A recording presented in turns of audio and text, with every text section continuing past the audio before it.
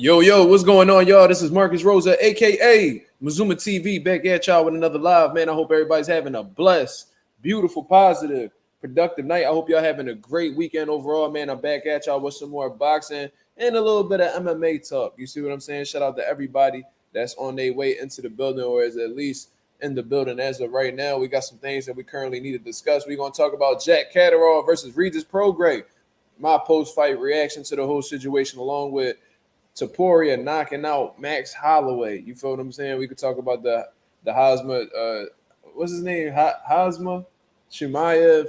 You know what I'm saying? Along with Robert Whitaker, we're gonna talk about that, and then we're gonna get into some open boxing topics as well. Shout out to everybody that's in the building so far. If y'all can hit the like button as soon as y'all come in, that'd be very much appreciated. Shout out to the boy Thomas Wright, Lorenzo, Agent 007. What's going on, my brothers? What's going on? I hope everything is well with y'all. You feel what I'm saying? Shout out to everybody that's in the building. Thomas Wright said a UFC topic is crazy. I feel it though. What's up, Mark? You know, the only reason why I put the UFC topic on there, in all honesty, was because, you know, that was one of the fights that I watched today. You know, I thought that was a really intriguing fight. You know, I've been watching, you know, Max Holloway from a distance for a little bit of time now, along with Topuria. So when I realized that they were both facing each other, and I noticed that this was most likely, you know, based off of their styles, I came to the conclusion that it was going to be a stand-up, you know, tight fight. You know what I mean? I knew there was going to be a lot of boxing involved, so I was like, fuck it. You know what I'm saying? And it was a great showcase of boxing on both sides, in my opinion. You know what I'm saying? So I figured that I'd talk about it today on the live. You feel what I mean? It's a little bit out of character for me, but fuck it. It is what it is. Shout out to the boy Lorenzo in the building. What up? What up? Agent 007, what up? Blunt Sports. Brick Boy, you here? I don't know where that man at. You know what I'm saying? They probably packed him up. I don't know what happened last night. He was wilding though. You feel what I'm saying? He was wilding. He was talking about some crazy shit. Just hit the like button as soon as y'all come in, ladies and gentlemen. I will appreciate that very much. You feel what I'm saying? We got 5 likes with 12 people in the building. We gotta get them up. Let's go. And I'll say, yo, Regis got smoked, shaking my head. Yeah, we going to talk about it, man. That pretty much went in line with what I thought was going to happen. You know, when I spoke about, you know, what I thought about the fight and who I thought was going to win, I said that, you know, Jack Catterall will most likely win a unanimous decision. I said that Regis had some opportunities, you know what I'm saying, in the fight to, you know, make Catterall pay, because Catterall does get reckless at times and he can get caught. You know, ultimately he did get caught. You know, he wasn't hurt or anything like that, but he did catch a flash knockdown, you know, being a little bit too greedy with Regis Prograis. You feel what I'm saying? But we going to talk about it. We definitely going to talk about it. I'm going to let a few more people get in here, man. I appreciate everybody that's on here. You know what I mean? Blunt Sports said UFC topic is perfect. That's where Regis is headed. Well, according to Regis, he basically retired. You feel what I'm saying? He basically retired, and, you know, I salute him for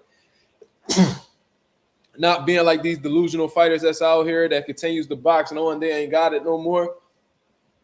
In all honesty, just assessing Regis Prograis' performance, it seemed like the age has caught up to him. It seems like his feet's not underneath him how it used to be. You know, the younger Regis Prograis that I watched come up, he seemed a lot more sturdy, a lot more balanced, and, you know, typically one of the signs of a shot fighter or a fighter who is a shell of themselves, you know, their feet or their body isn't cooperating with them how it typically does. You feel what I'm saying? So, you know, just looking at Regis, man, his reaction time didn't look the same. You know, his feet wasn't underneath him at all. You know what I mean? Even prior to the knockdown, it seemed like he had some balance issues. I don't know exactly what the situation was, but, regardless, I'm glad that he realizes that, you know what I mean, he ain't got it how he once does. And he said that, you know, his body can't hold up to doing 12 rounds anymore. I appreciate the honesty, the transparency, the sportsmanship from Regis Prograis. You feel what I'm saying? So, you know, he said that he might look at the bare knuckle, you know, department. And in all honesty, if Regis Prograis makes his way to bare knuckle, them motherfuckers in bare knuckle going to be in a whole lot of trouble. You feel what I'm saying? So, you know, that's something that's going to be interesting. And if Regis Prograis decides to take that bare knuckle route, then, you know what I mean, I'll be supporting him 1,000%, man. I just like the idea of fighters, you know, being having enough self-awareness and not being delusional to the point where they feel like they still got it when they obviously don't. You know what I mean? I like that Regis is aware of his circumstances, and you got to know when to hold him and when to fold him. A lot of fighters don't know how to. So I'm glad that Regis, he's humble enough to understand that. You feel what I'm saying? T said Regis with his T-Rex arms will be food and bare knuckle. You think so? I don't think so, man. I don't think none of them dudes and bare knuckle. I don't think they gonna be fucking with Regis, bro. I think Regis gonna have a lot of fun in bare knuckle. That's just me personally. You know what I mean? He's gonna have a huge advantage over a whole lot of them. That's a 2-time world champion right there that made the biggest fights possible that he could within his career. He got a whole lot of experience. You know what I mean? I don't. Them dudes gonna have a lot of trouble with him and bare knuckle. Trust me, especially with his punching power. You feel what I'm saying? Yeah, I seen the Regis fight. Yeah, we're gonna talk about it. As a matter of fact, we got a lot of people in the building, man. Let's get the likes up. Man. We got 17 people with 9 likes. Y'all being a little bit stingy with the likes, y'all. Come on, let's get them up. Let's get them up, y'all. So yeah, I took the time to watch Jack Catterall versus Regis Prograis, man, and it basically fell in line with what I thought was going to happen. Like I said, I had Jack Catterall winning a clear unanimous decision. That's exactly what ended up happening. Just assessing the fight, man. I was talking about how Jack Catterall, he might overwhelm Regis Prograis with volume. Now, I thought Jack Catterall was a little bit more calculated than I initially thought. He wasn't letting his hands go all crazy. I think he had a little bit of respect for Regis Prograis' power, in all honesty. But regardless, he was punching in combinations while Regis Prograis did typical Regis Prograis things where he's only throwing 1-2 punches at a time. And there was what really bothered me about Regis Prograis' performance was his defensive responsibilities, man. It's like he had his hands low the entire time. And if you decide to have that type of stance where your hand is low, at least have some type of like defensive time, and that when you see that man coming in, you know what I mean, you lift the glove up or you slip, or Regis was trying to show some upper body movement throughout the fight. He was trying to give you a level of like elusiveness, but it just wasn't clicking for him in the defensive department. You know what I'm saying? So he was having his hands real low, had his hands by his waist pretty much, and he was stepping to the line of fire with his hands down. You feel what I'm saying? I'm like, bro, it's like Regis is like asking to get knocked out. I'm like, bro, what the fuck is he doing? Like it's like this man, he wasn't even interested in just showcasing the fundamentals of boxing, just with some, slight defenses, keeping the hands up. You know what I mean? If you're not punching, at least get some upper body movement going. You feel what I'm saying? Just having some sense of defensive awareness. I feel like Regis Prograis' hands was down the entire time, and Jack Catterall's left hand was money throughout the entire course of the fight. When Jack Catterall will literally plant his feet, he'll wait for Regis. He'll watch him. He'll wait. And then as soon as Regis is about to come in, Catterall would time him with the left hand. Boom. And would catch him. And one of them rung Regis' bell for real. He tied him up for a little bit. That was prior to the knockdown. But there were several instances where Regis was coming in with his hands down. Boom. And then he'll get killed. He'll get caught. You feel what I'm saying? He was getting time consistently throughout the course of the fight. You see what I mean? So that was what was bothering me. Besides, Regis' feet not being there, his legs not being there, and you know what I'm saying, not punching in combinations and just being real economical with his output, I thought that his defense was really lacking as well, and that played into Catterall's advantage. Catterall, he's not the best defensively either, but what was helping him was that he was being more consistent in the offense department. When Regis would come in, you know what I mean, Jack Catterall would punch in combinations, and what I like was as soon as he'll punch in combinations, he'll turn Regis. You feel what I'm saying? So, Jack Catterall, I seen him freeze Regis with some double and triple jabs and shit like that. So Catterall, he has some wits about him in terms of, having some boxing skill. You feel what I'm saying? So, I thought there was some good moments on both sides. Regis obviously got a knockdown. It seemed like Catterall got a little bit, he lost a little bit of focus, ran into a jab. And, it didn't hurt him or anything like that, but it was just a flash. It was just a good shot. You know what I mean? He just caught Catterall lacking, but Catterall, he got up, was humble about the count. Uh, and he resumed to stay calm. He's still relaxed, and he went right back to the game plan. You know what I'm saying? Another thing that I noticed about Regis is I feel like as soon as he, got dropped them 2 times in that one round, I feel like that, it seems like his optimism throughout the fight just went down the drain. You feel what I'm saying? I don't know if it was, and I felt like, in all honesty, he didn't look physically fatigued, but it looked more like a mental thing. You feel what I'm saying? Because there is such thing as mental fatigue where you thinking too much in there or you in your head too much. And next thing you know, you just burnt out from a mental aspect. You feel what I'm saying? You get frustrated and, things ain't just working out for you how, what I mean? You planned it to. So, with Regis, it just looked like he was, in his head. You feel what I'm saying? I don't know if that's exactly how, I don't know if I'm explaining it too well, but it seemed like he was in his head. And I feel like those knockdowns changed his optimism moving forward in the fight.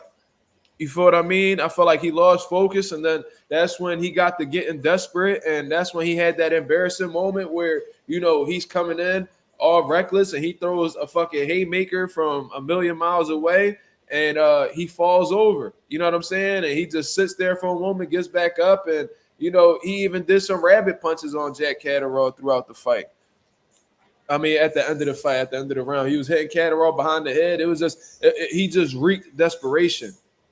You feel what I'm saying? So, yeah, that's pretty much what it was. That's how I assessed the fight. Congratulations to Jack Catterall. Eddie Hearn brought up a great statement.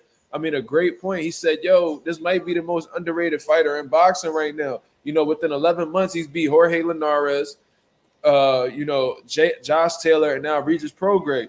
Now, I mean, if we really assess the situation, although we could make a case that, Jack Catterall could have and should have been, the first man to beat Josh Taylor, you know what I mean?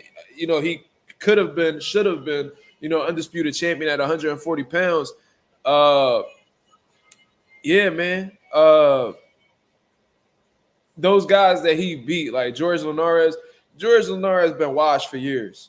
You feel what I'm saying? But that's a good name to have on the resume just based off of what Linares accomplished. So I guess that's cool. Josh Taylor, he didn't look good in the first fight with Jack Catterall. He didn't look good against Teofimo Lopez. And he didn't really impress me with the second Catterall fight as well. So, I don't know if that's the best version of Josh Taylor that Catterall defeated. You feel what I'm saying? And with Regis Prograis, he don't look anything like how he looked coming up in the 140-pound division.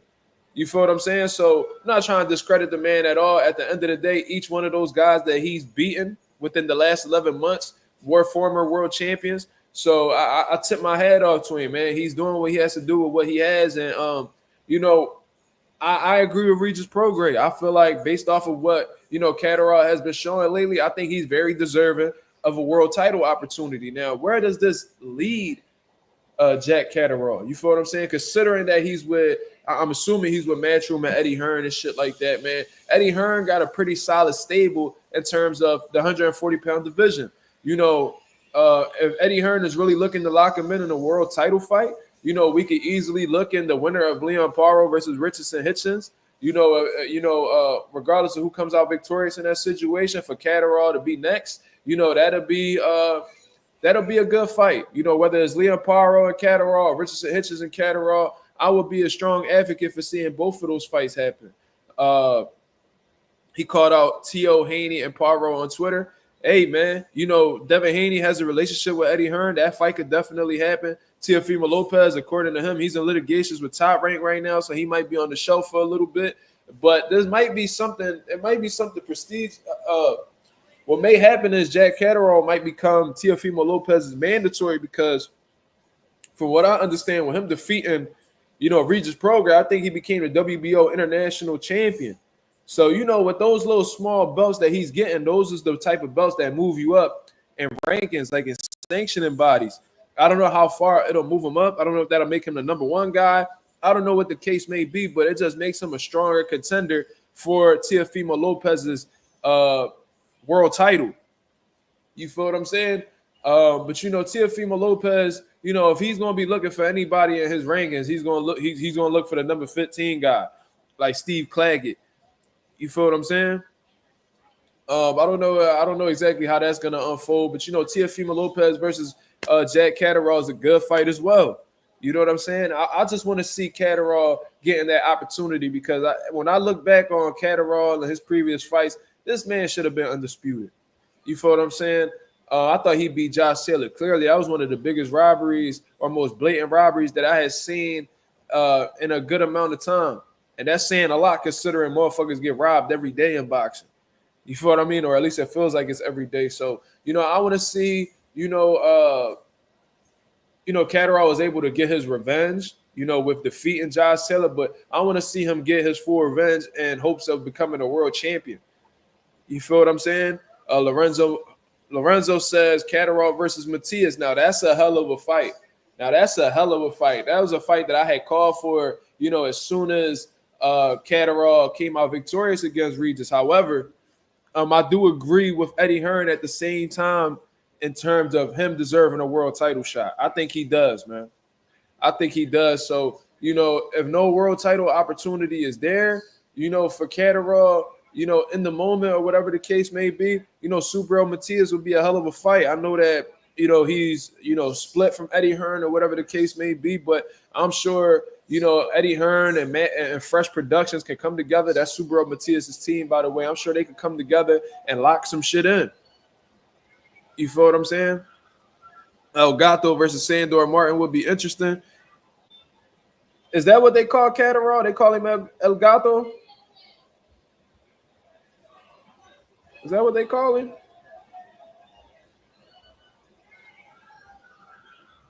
That's hilarious. They call him El Gato. That's funny. That's the cat, by the way. I wonder why they gave him that name. I would like to know where he got that name from.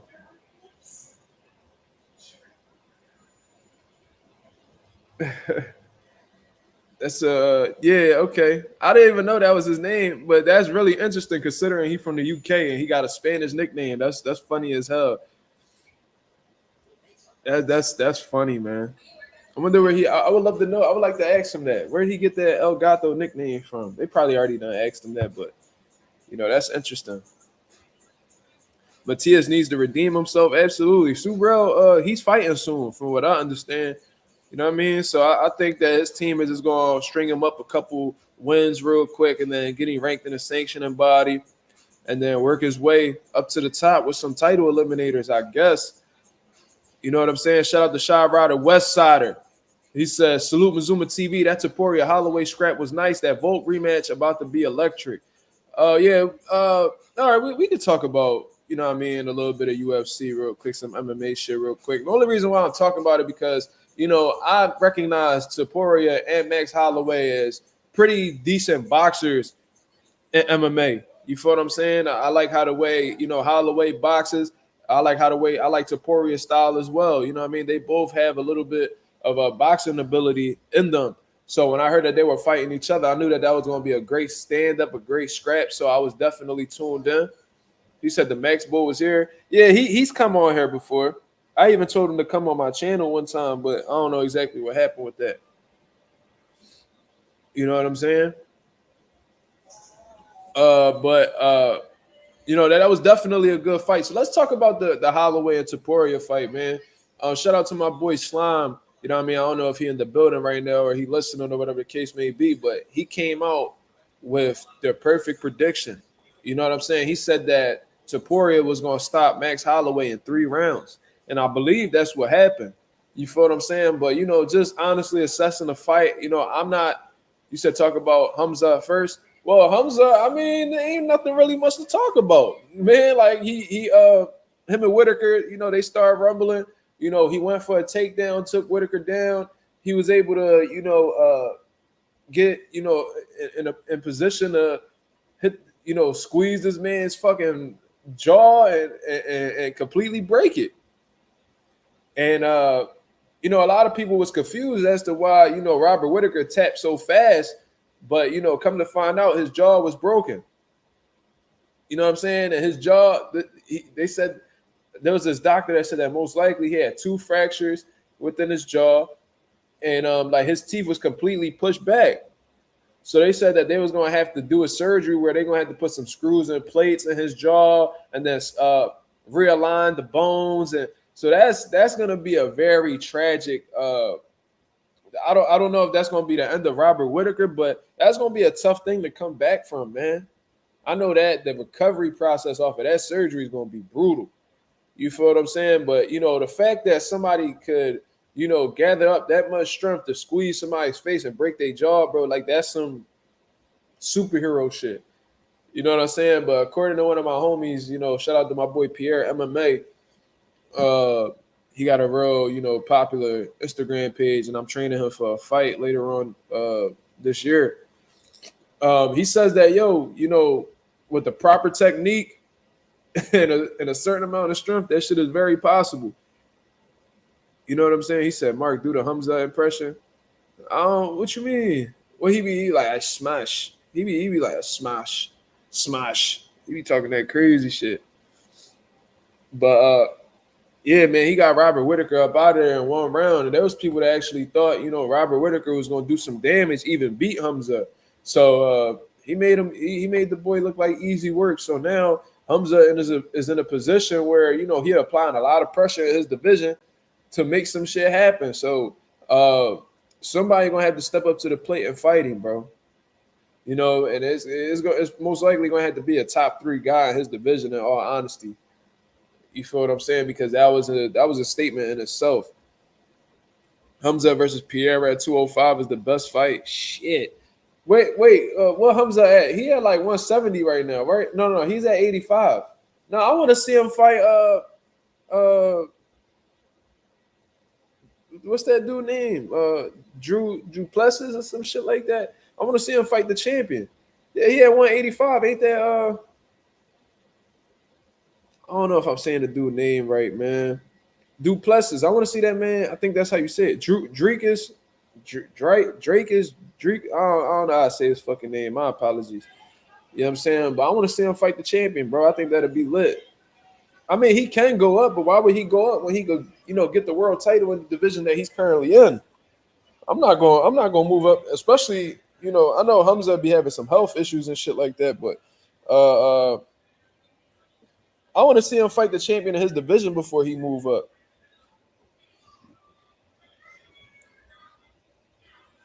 That was impressive, bro. But I seen a lot of people ducking. I seen a lot of people doubting Hamza after that Gilbert Burns fight. So, it's good that he made that statement because now it seems like everybody back on the bandwagon. You feel me? What? You good? So you said you guys. I never seen Shavkat fight. I never seen him fight, so I can't speak on that. I'm a casual MMA boxing fan, y'all. I'm just assessing Topuria and Holloway. So they want Thomas wanted me to speak about Hamza first. So let's go back to Max Holloway and Topuria. You feel what I'm saying? So they come out. The first round. I thought Max Holloway was boxing really well. Topuria was landing some devastating calf kicks. But Max Holloway, he adorable motherfucker, man, because in all honesty, I feel like if it would have been anybody else or the average, fighter, I think they would have, switched stances or, They would have at least tried to check the leg kicks. But, Max Holloway stood up to them pretty well. And I actually had, Max Holloway winning the first round.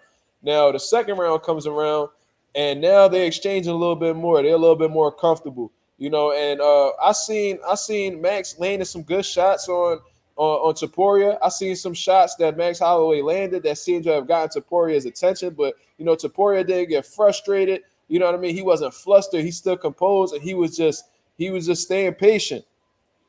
You feel what I'm saying? I thought the second round was a little bit closer.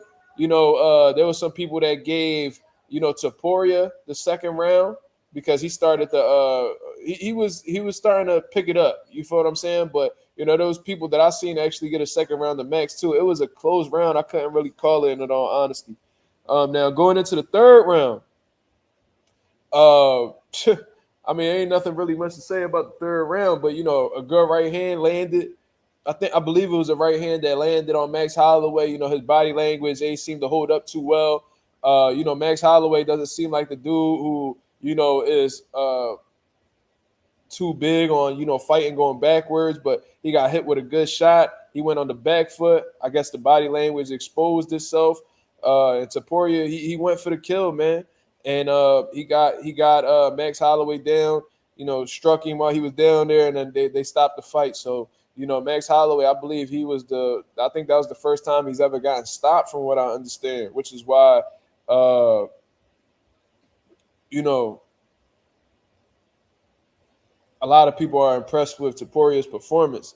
Now, one thing I'm going to say, though, you know what I'm saying? And, you know, this is something that I noticed with UFC commentary, and I'm glad that they big up their fighters like this, because boxing could definitely learn something from this, because, you know, usually when fighters win, you know, the commentators be hating in boxing. You feel what I'm saying? Or they be throwing a little shade and shit like that. In the UFC, when guys put on like a string of performances, bro, they gas these niggas up like no other. Like, I heard this dude talking about, yo, like, you know, Topuria, he might be the greatest 145 we've ever seen. I never seen nobody with power like like Topuria at 145. You know, Jose Aldo, you know, he didn't have power like Topuria. You know, maybe Conor McGregor. And I'm like, bro, listen, man. Like, Topuria, he a monster. Yeah, I mean, he definitely a monster. Was it the left hand that put him out? I thought it was a right hand. What did let me see. Let me watch that. Let me rewind that. Let me see what Topuria hit Max with. Hold on for y'all. My fault. I'm fucking up right now.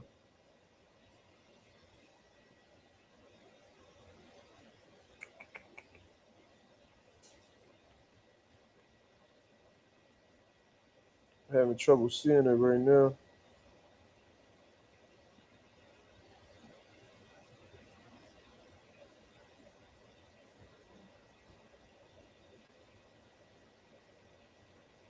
It was a left hook that finished the job, and I'm talking about what first hurt him. It was a shot before that hurt him. Fuck.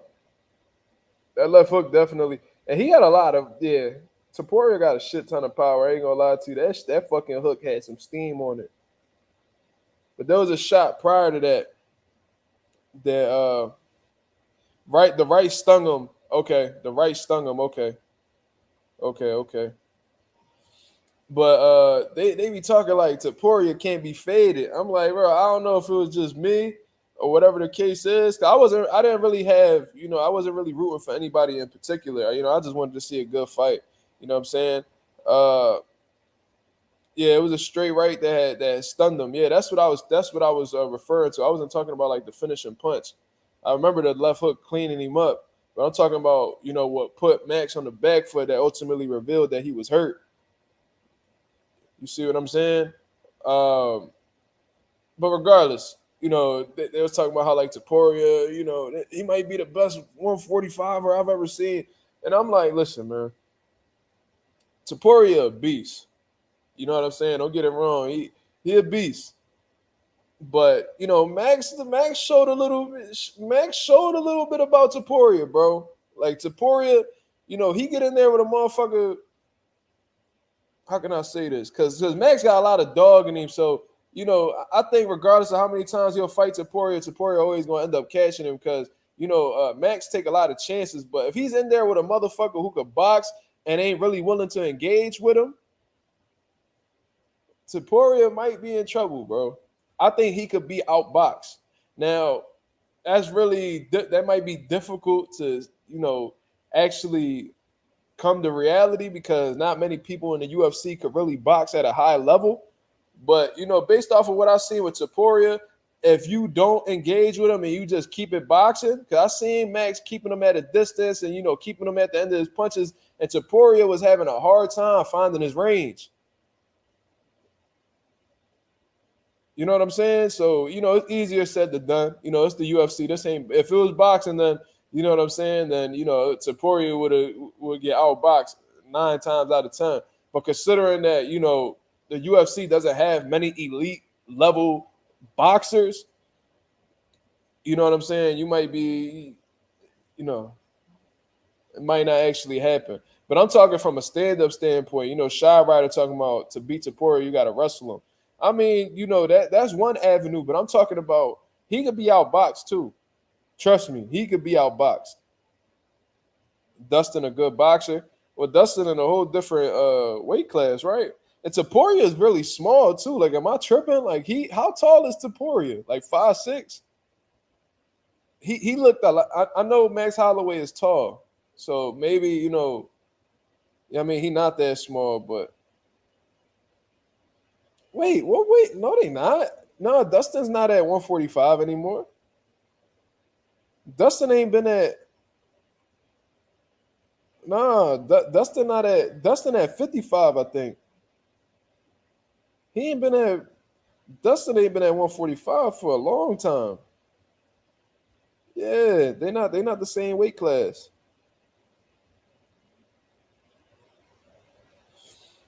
So, Dustin could box. You know what I'm saying? He could box, but you know, I think that Topuria could be outboxed, but at 145, it might not be no smoke for him. You feel what I'm saying? So, like I said, easier said than done. You know what I mean? There's not many elite level boxers in the UFC in all honesty. So he probably just gonna be bombing away on everybody. In terms of like the Volk rematch, man, I don't know, bro. I don't really know. I think Volk is damaged goods, bro. I ain't even gonna lie to you. I think that quick turnaround really took a lot from him. A lot of fighters they make a mistake of they have like they have damages and then they don't take the time to really heal from it and then they take even more damage and now that damage is irreversible. You feel what I'm saying? But I understand that Volk is a very popular fighter in the UFC, so they gonna stir it up and try to make that rematch happen and try to play as if Volk got a legit opportunity to beat Topuria, but I don't really see him defeating Topuria, man. You know what I'm saying? Cause Usman boxer, I swear he has a high guard boxing stance. His striking definitely got better. Usman's striking got better throughout his career, but I wouldn't necessarily say Usman's at his peak anymore. You know what I'm saying?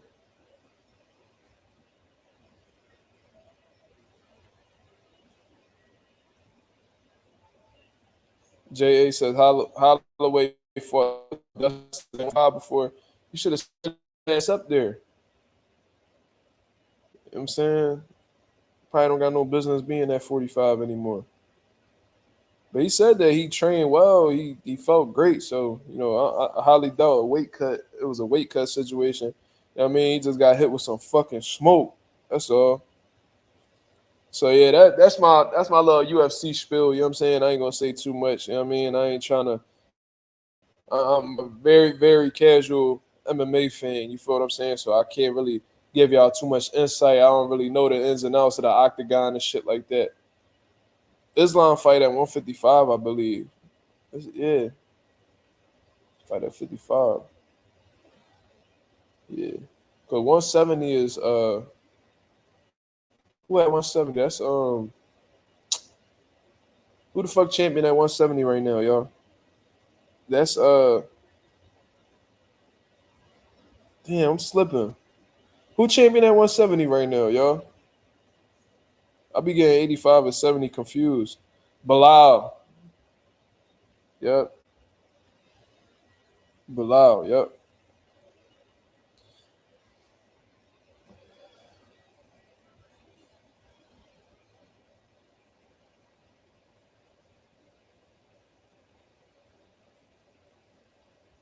And then Bilal he beat he beat this motherfucker, bro. God damn. See, that's how I know I don't be knowing this shit, bro. Bilal cooked this nigga.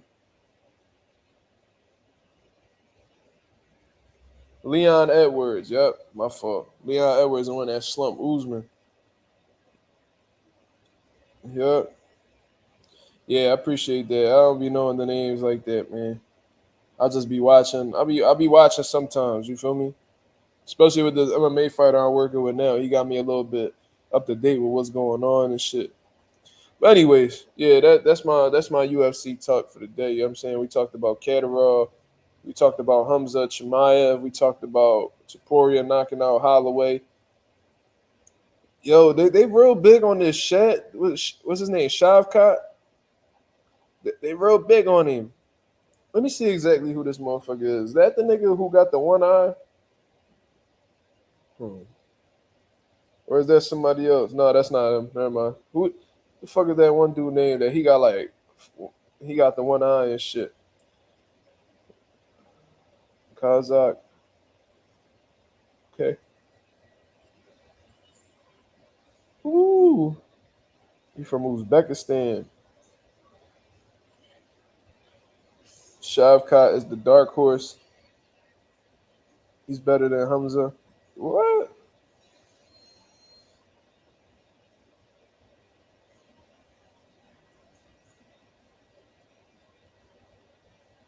I don't like that dude Bilal, man. Bilal, there's something about it. Like he ain't got no swag. Like he weird to me.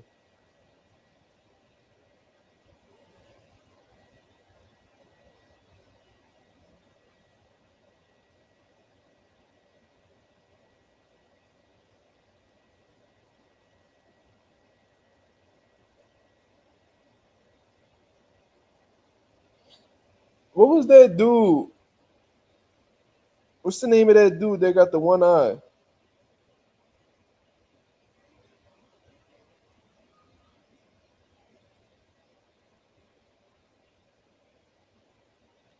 He got a weird name. Oh, there he go right here. His name is Shara Putin. Sh- Shara Putin Magomedov.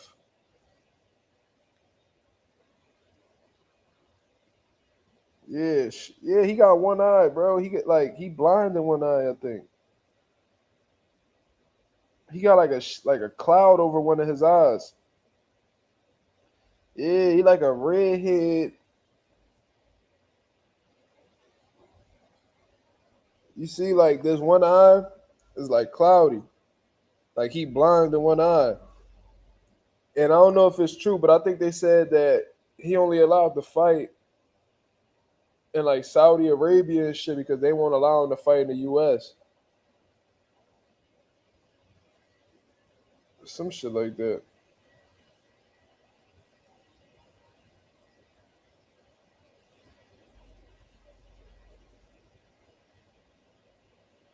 Say he suffered a similar injury like Michael Bisping.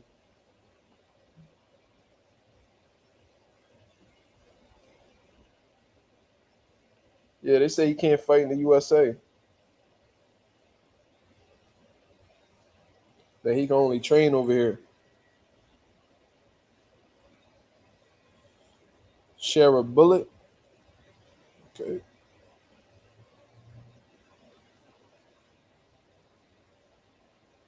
Bullet has zero wrestling. He's a very creative striker, but eventually he'll get exposed. Okay.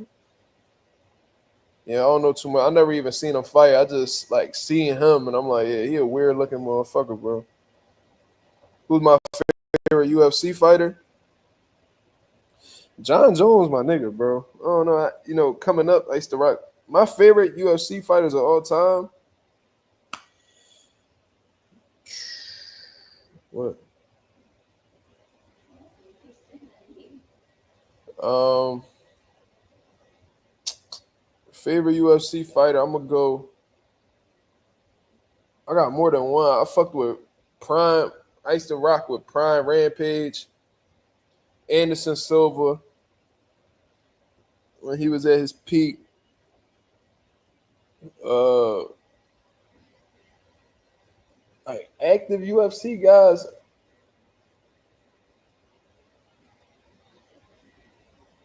I don't know. I don't really be watching all like that to have a favorite. Brick Boy. Prime Lyoto Machida. Lyoto was nasty, bro. He did my man Rashad Evans dirty. But John Jones almost killed that boy.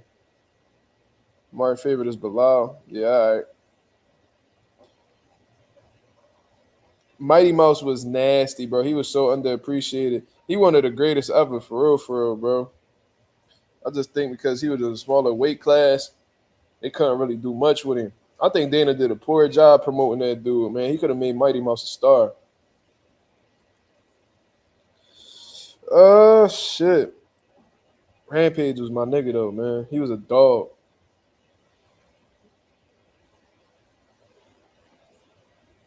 But George St. Pierre, he was one of my favorites. I'm gonna say Anderson Silva, bro. Anderson Silva, like, I don't know. My step pop used to have me watching him all the time, so he grew to be my favorite. Jose Aldo, he a legend for sure. He said I probably fight like Bilal. Yeah, all right. You want to come find out? Looking forward to November boxing. It's gonna be lit. Absolutely. Let's get back to the boxing, y'all. My fault. We dragging this shit for real. Slime in the building. He wilding already. But shout out to Slime. He got his prediction right though.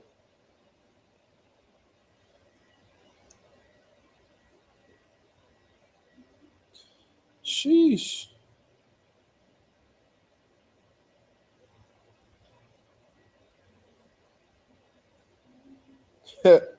He said you gonna meet him? Nah, not happening. Zordo versus CBS. Huh? CBS.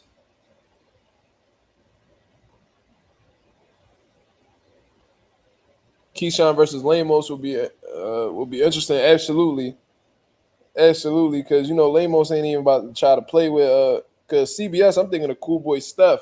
So I know you ain't talking about Zordo versus Cool Boy Steph. So what you talking about? Zordo versus John Cena. Seems like, yo, what the fuck is going on? Y'all all right? Yo, Ralph, you good?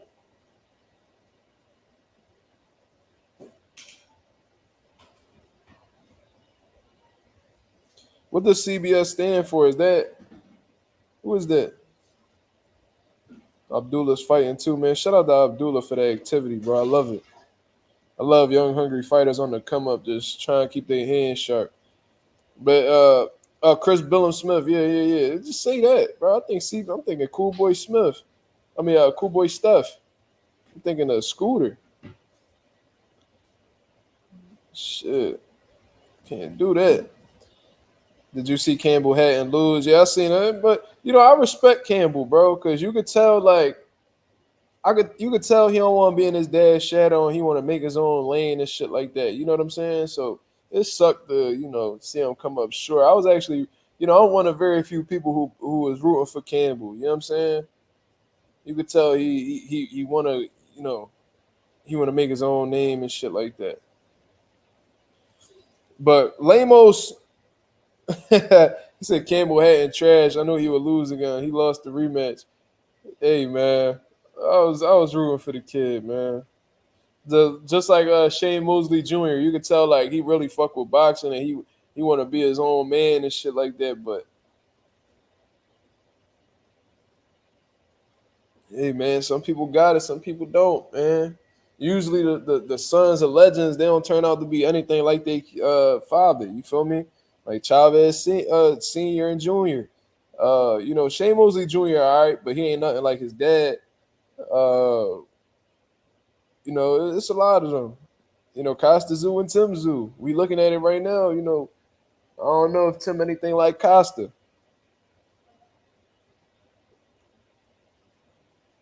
But Lamos and Keyshawn's gonna be interesting though, because I want to see how Keyshawn, because Lamos he coming to do one thing. You feel me? I think he gonna really try his best to make Keyshawn as uncomfortable as possible. So Keyshawn, he got to stay composed. You know what I mean? He gonna have to let them shots come to him. He got to stay patient and set his shots up. Keep his defense tight, man. Like Shakur Shakur always talk about how, it's hard to hit Keyshawn and shit like that. We're gonna have to see that version of Keyshawn in there. You know what I mean? Make him miss him, make him pay. Make him miss, make him pay. You know what I mean? Running them into shit. Well, Lamos get a little bit reckless, run him into shit, tie him up. You know what I mean? Keep it in the center of the ring type shit. I mean, Keyshawn got to be focused for this one, bro. He can't, because Keyshawn, he one of them type motherfuckers, like, he got the ability, he got the skill, but he like to fight.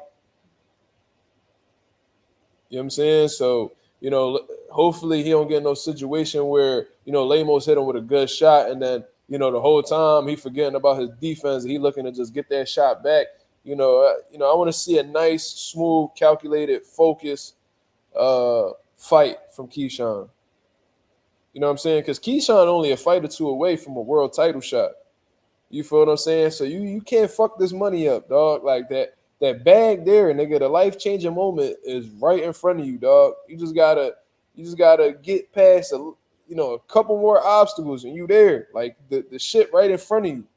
You know what I mean? The treasure chest right in front of you. You just gotta get past these couple, potholes or whatever the case is, and you know what I'm saying? Then you be straight.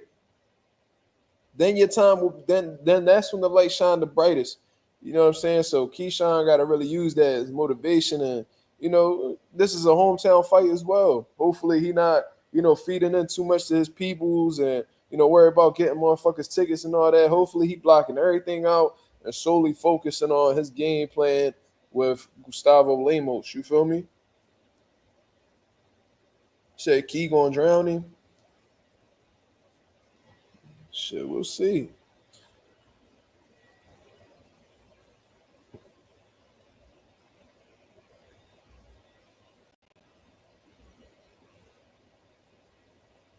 What you mean I'm petty for that? What I say? You said facts, but Lemos can't be overlooked, especially since Bob is trying to make Keyshawn his new star. Yeah, yeah. Bob definitely going, turn his focus over to Keyshawn now that Shakur left and shit. Bob Arum said it. He was like, man, did Shakur leave? I mean, I ain't giving him none of these world title opportunities with none of my fighters. I'm going to just hand that shit over to Keyshawn. Shakur left. He signed that deal with Matchroom. So he's like, all right, guess I'm going to get these opportunities to Key. You know what I mean? So, come on, dog. So we'll see. Lemos definitely can't be overlooked. He can't be overlooked. He do that. He be in for a long night. And I know Lemos the type motherfucker. He coming to win, so he don't mind upsetting a motherfucker. He don't mind fucking up somebody's bread. Trust me. He a dog like that. Brian Norman, what happened? I don't know what happened with Brian Norman. Did he get removed from the card? I swore I heard something about an injury or something. Let me see.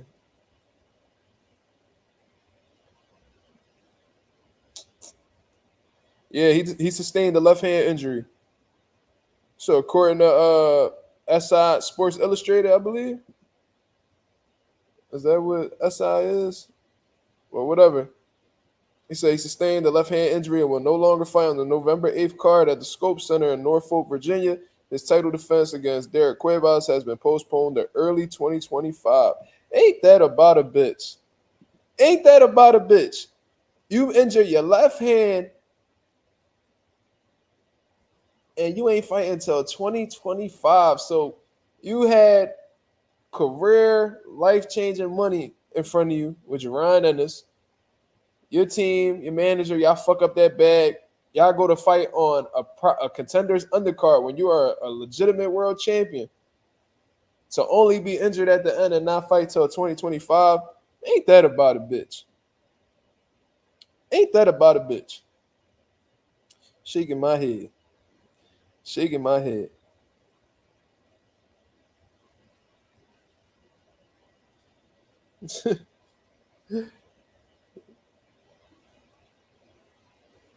They resting their brain from boots. Shit, I don't know what they doing. Coffee Plant said, I'm saying, look how running your mouth play out. Talking all that hot shit.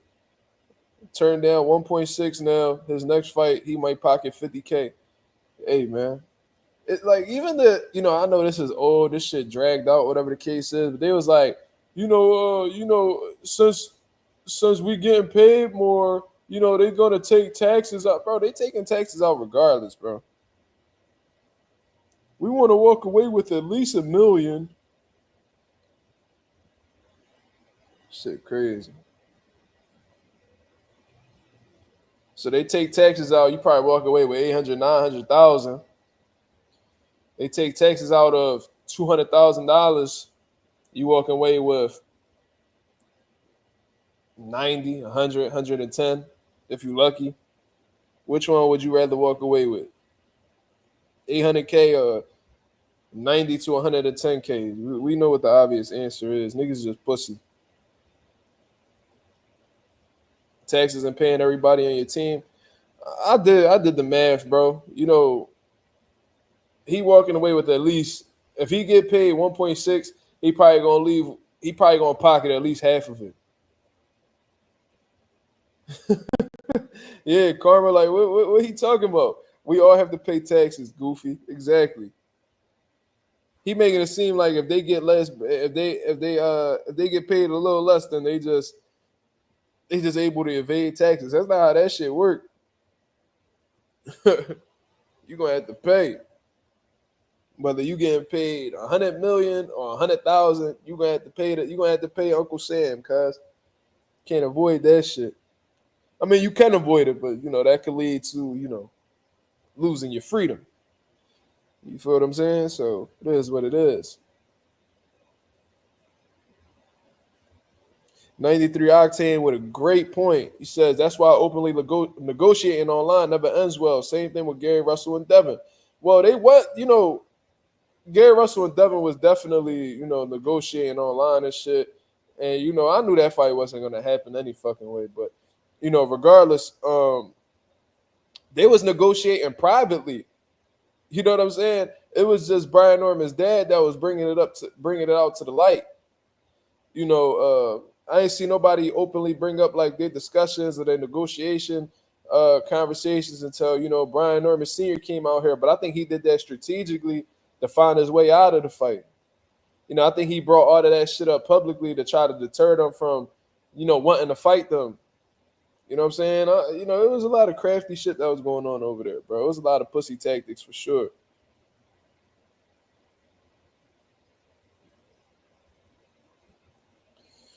Norman beat the brakes off Tank and sparring. Well, that's what his dad said. But who fucking cares? You know what I'm saying? Like, who cares? Like, so you doing all that? You talking all that, bro? If it's so easy to beat Tank, if you whooping Tank ass, you must be a bad motherfucker. You might as well go ahead and try to show the people. Go ahead. You can't be that bad of a motherfucker if you out here turning down life changing bread because you pussy. Like I said, I don't even think it was his son. I think it was his pop and his manager fucked that bread up for him. He just following they lead. Nah, I ain't say it was easy to beat Tank. I said because it's not. First of all, what I'm saying is based off of what they saying, they beat the shit out Tank. Oh, it was easy work, blah blah blah. Well, based off of that, y'all should be some bad motherfuckers that should be taking on top guys.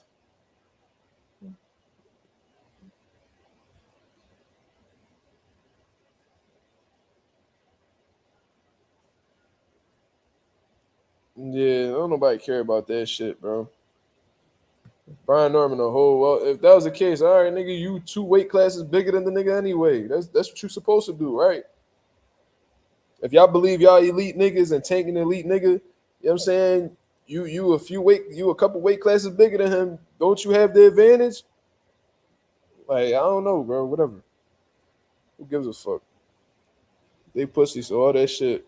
I could give a fuck about their sparring stories. I know they pussy when it come to, the bright lights.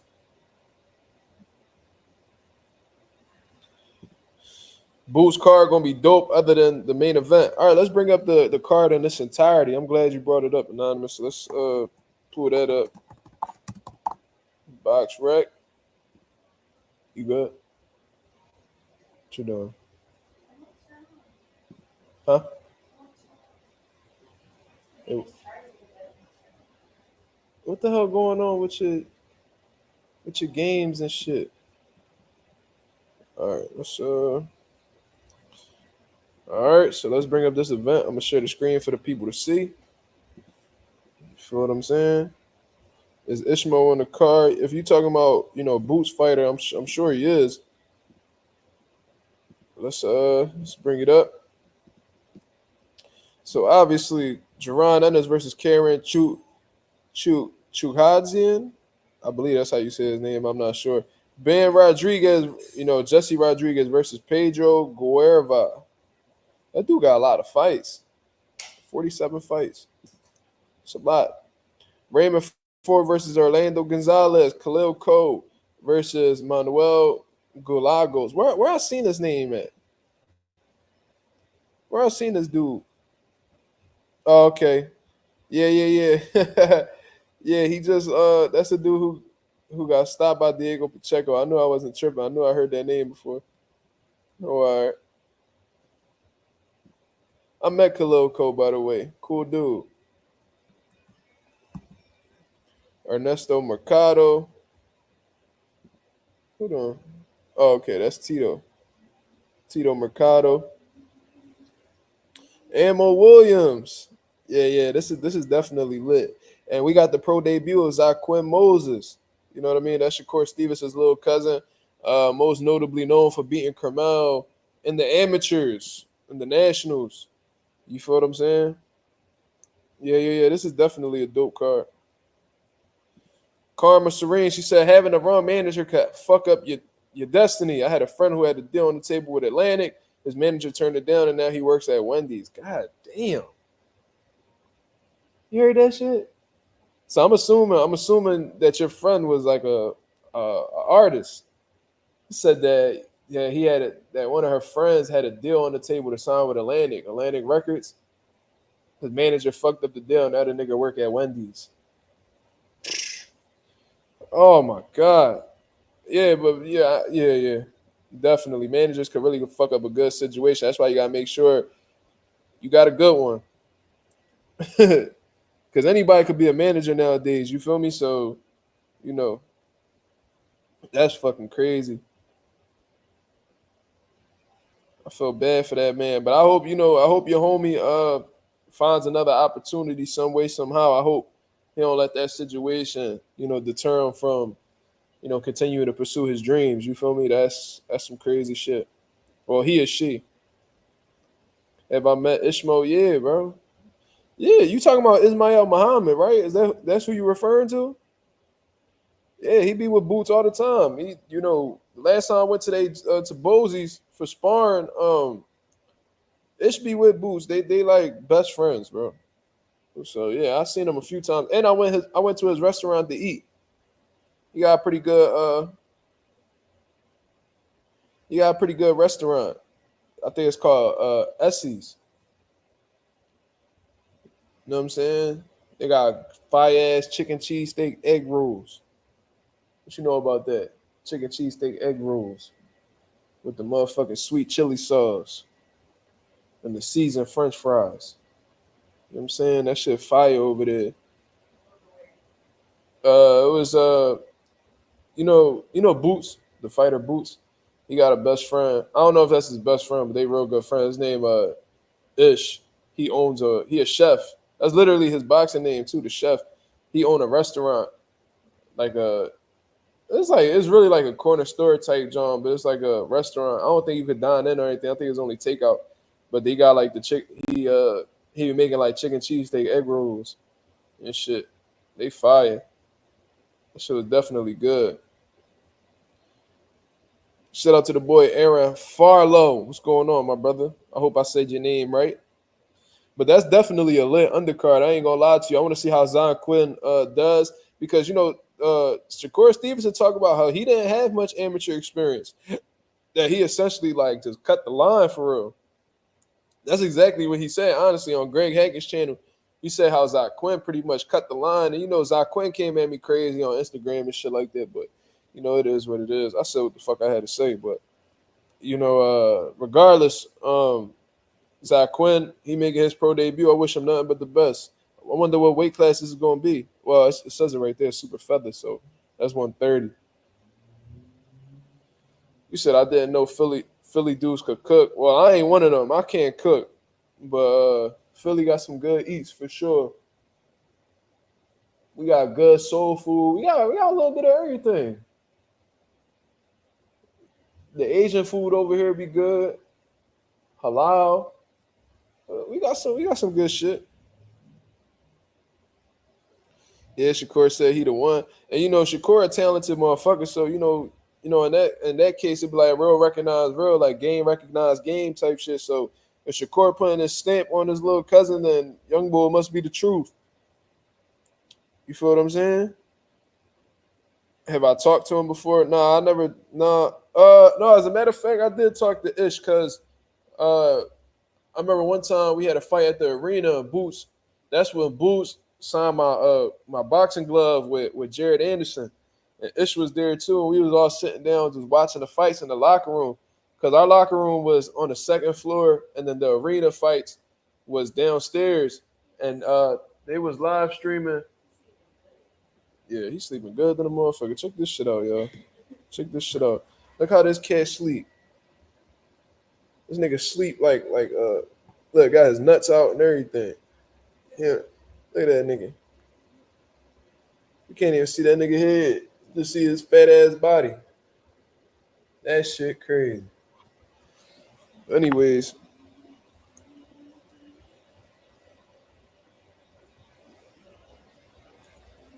Philly top chef for 40 years. Who you talking about? Aaron, you talking about yourself?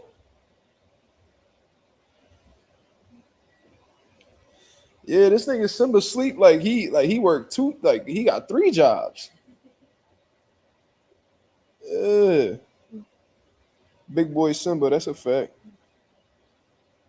That's my boy though, man. He get on my nerves sometimes, but that's my boy. Yeah, man. He talking about I want to meet him. Nigga talking about he want to meet Simba. That nigga ain't gonna pay you no mind, bro. He be in his own little world, cuz. But yeah. Me and Ish talking in the locker room and well, not really talking, but like we was talking like as a group and shit, just like talking about like the boxing event and what was going on. There was some lit ass fights. Yeah, all top clubs. Okay, yo, Aaron, what's your specialty, cuz? What you be whipping up, man? 'Cause I feel like I'm a picky eater, right? What you think? Yeah, I'm a picky eater, so you gotta let me know what you be cooking up, man. I like a lot of shit, but there's a lot of shit I don't like too. Yeah, I don't fuck with vegetables, man. This nigga said everything. That nigga talking crazy. You in Philly right now, Aaron? I like my steaks. But it's crazy. Like I won't eat like a salad, but I'll eat like a chicken Caesar wrap. I don't know. Coffee plant said I work at Geno's. No, you don't. No, you don't. Oh, all right, Aaron. All right, I'm gonna have to get at you then. Where you be cooking at? You be cooking somewhere now? You work at a restaurant? He talking crap. He talking heavy. He talking like he some boy on here named Aaron. He one of my subscribers. Talking about how he cooked for all the top clubs and shit like that. We go see, nigga. Yeah. He said for over 40 years. So you an old head, huh? You been cooking longer than I've been alive, nigga. Real shit. I'm 26. And nigga said he been cooking for 40 years. Sheesh. You said my shorty said the Caesar wrap is a white girl meal. That's crazy. I don't be eating them Jones, but yo, I remember there was a spot called at the old gym I used to train at when I was a young boy. Shit was called like Double Decker or some shit. Bro, they had a barbecue chicken wrap, dog. God damn. Aaron says I'm 59. Salute, my brother. Salute. We got an OG in the chat. That's what's up, man. More life to you, my brother. Shout out. I fuck with my old heads, man. Ever since I was a young boy, I used to love chilling with the old heads. They always put you on game. You know what I mean? I fuck with them. Some nigga said, listen to this, man. He said, some nigga named Gohan said, dudes who don't eat vegetables can't beat me. Nigga. Who will beat the shit out of you, nigga? He said, love the channel. I appreciate that, man. Thank you. No, we'll beat the shit out of you. But listen, man. Let's get into some open topics. I feel like Anonymous said something earlier that I was gonna speak about, but I got distracted by the other comments. Let me see what he said. I think he said what was next for Catterall, I believe. Hold on. He said something. But yeah, that's definitely a lit undercard. Zaquin Moses, Khalil Cole. And I like the fact that, and Eddie Hearn's thinking real strategic, you know what I mean, in terms of ticket sales and shit like that. He's doing this to help Jerron Ennis because, in all honesty, he's bringing a lot of people who live close to the area. You feel what I'm saying? Dennis Thompson is also a fighter that signed with Jerron Ennis. You feel what I'm saying? So he's bringing two guys, Ismail Muhammad, Dennis Thompson. Those are both Philly fighters. Zaquin Moses, I'm assuming he's from Newark, just like Shakur Stevenson is. Let me see. Yeah, he's from Newark. So he's from Newark. Khalil Cole, he's from Newark. No, he's actually from Flemington. But he's from Jersey City. But these are all close places. You know what I'm saying? So, these people's fan base will travel over to Philadelphia to watch them fight. So it's a smart strategic move, in all honesty. You know what I'm saying? It was just this was well put together. I'm gonna say that. I'm gonna salute Eddie Hearn. You know what I'm saying? And his matchmaker Kevin Rooney Jr. for putting this together, because this was pretty smart. This was pretty smart. Raymond Ford from Camden. Camden only a 10-minute drive from here. You know what I'm saying? So salute. We need 34 likes. Absolutely. We got 34 people in the building. We need 34 likes.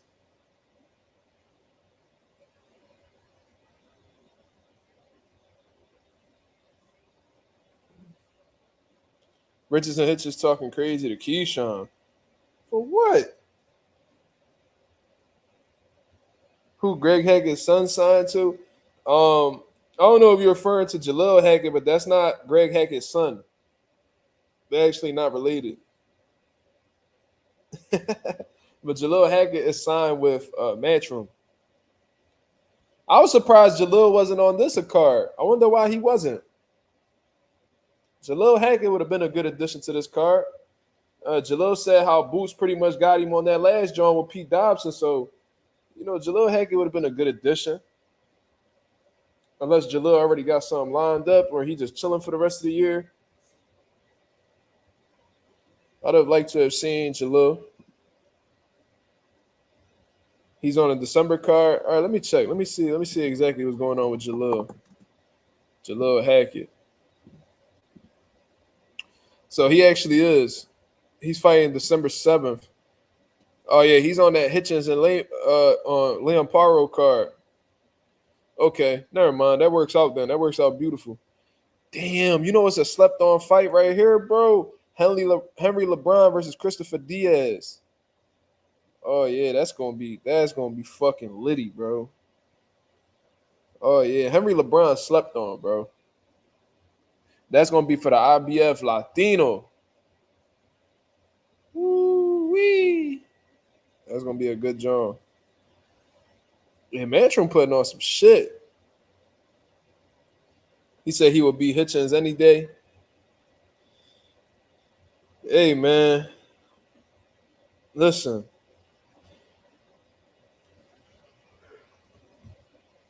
Hitchens about to rumble Paro. Keyshawn about to fight Lamos. They shouldn't be worried about each other. You see how that work? Why y'all talking about each other? Why y'all so sure y'all gonna win y'all next fight? Y'all need to lock the fuck in and stop worrying about other people. Duarte versus Kenneth Sims, that's gonna be a good one, bro. That's really gonna show where Kenneth Sims at, because Duarte is a tough Strong motherfucker, bro.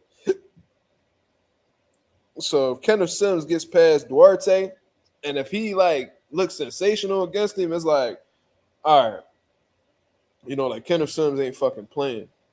You feel me? He already beat the shit out of Elvis Rodriguez when he had the chance. So, hey man, I like it.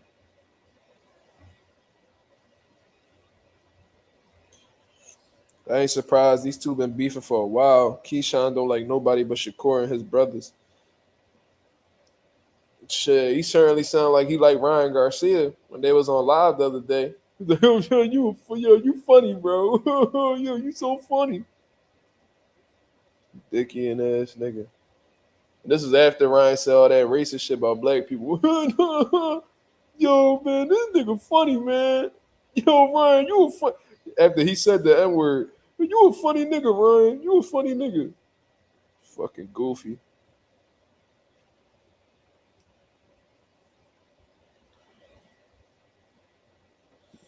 Aaron, he says, how you feel about Shakur and them not fighting? They play brothers.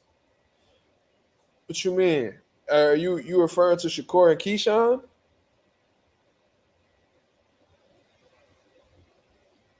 Look, man, if that's what you're referring to, Aaron, I've been spoke about that. And I'm glad that Greg had actually asked Shakur that question. And Shakur, he doubling and tripling down on it. Like he's saying that he'll never fight Keyshawn. But I do think he kind of avoided Greg's question in terms of like, yo, if y'all both champions in the same division, like, what y'all gonna do? Because, bro, I don't know Shakur on a personal level, but I know the type of nigga he is. Let me explain to y'all what Shakur is the ultimate competitor. And part of being the ultimate competitor is wanting to be the best. And like hands down the best. He don't want to share that crown with nobody. You feel what I'm saying? Like he don't want to share that crown with nobody. When you talking about the best, he only wants to hear his name mentioned, especially in his weight division, right? So I know that he not gonna be cool with sharing belts with Keyshawn in the same fucking weight class. I know in his head he's not gonna like that. You feel what I'm saying? So, if there's a situation where, let's say, Keyshawn beat Baranchek and become the WBO or whatever belt fucking Baranchek got right now, I think it's the WBO. Let's say he get that belt. And then, Shakur still got the WBC and whatever the case is. Let's say, then let's say it's a situation where Keyshawn might unify. Let's say he fight Loma and then he beat Loma. Now he got the IBF and the WBO, while Shakur just got the WBC. You think Shakur gonna be cool with that? You think he gonna be cool with another nigga outshining him? He not, yo. So he could talk all that shit about how, what I'm saying, they brothers and he could talk all that good shit he want. Watch when that shit becomes a reality. Then that whole mentality gonna switch up. They just had a live not too long ago. I think it was the same time they brought Ryan on their live. He's so competitive it comes off as hate. Yeah, look, man, like I don't really think he be hating on niggas. I just be thinking that he see them like in a good spot. He want to take that from them. That's like bully shit.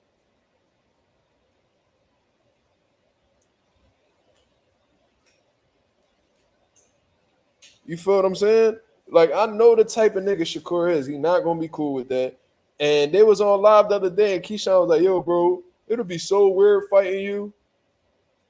Why you think like if you know that's not a reality, then why you even bringing that up? Why you even imagining that? If you know that's not a reality, why you even thinking about the idea? Because y'all both know that it's gonna come to a point where niggas is gonna call for that fight, and y'all gonna feel pressure from them boxing fans to fight each other, and there's gonna be some animosity that's gonna be built up, and y'all gonna be talking shit back and forth to each other. Watch when I tell you, bro. And Shakur is a very emotional dude. He will let the moment get the best of him from an emotional standpoint. And he gonna end up having a falling out with Keyshawn. Watch when I tell you.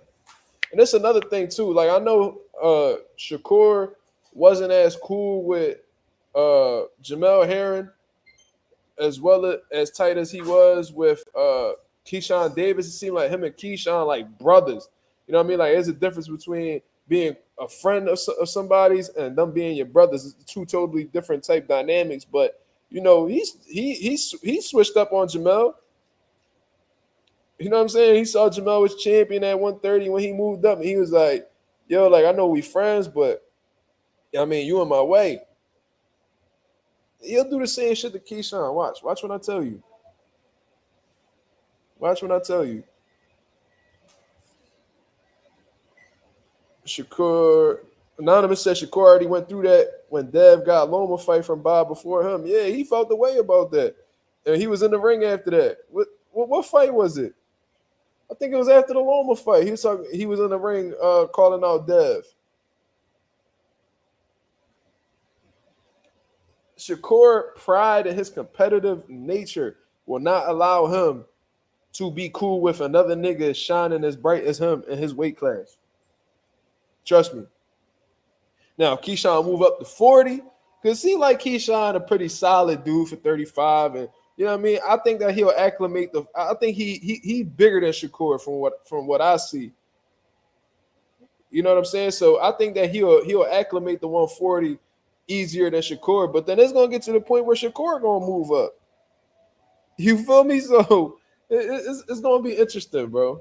It's gonna be interesting. These niggas gonna have to see each other eventually, especially if they both keep fighting at an elite level. They gonna have to see each other.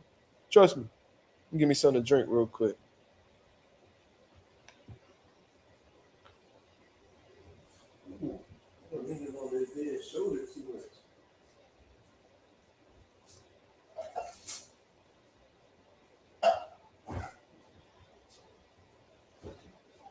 Try that one first.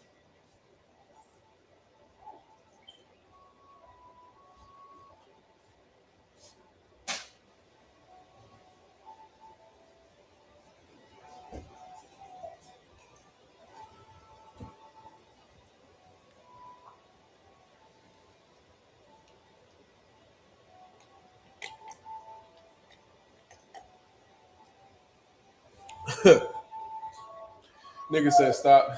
Nigga said stop getting up. You gonna wake up Simba. I don't give a fuck. I be waking him about his sleep to get the fuck away from me. Like, man, get out of here. He actually awake. But yeah, Blunt Sports said for now, bro. Yeah, that's exactly what he told Dev.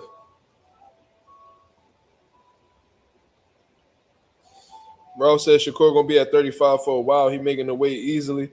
Yeah, man, he rushed his move up to 130. You feel what I'm saying?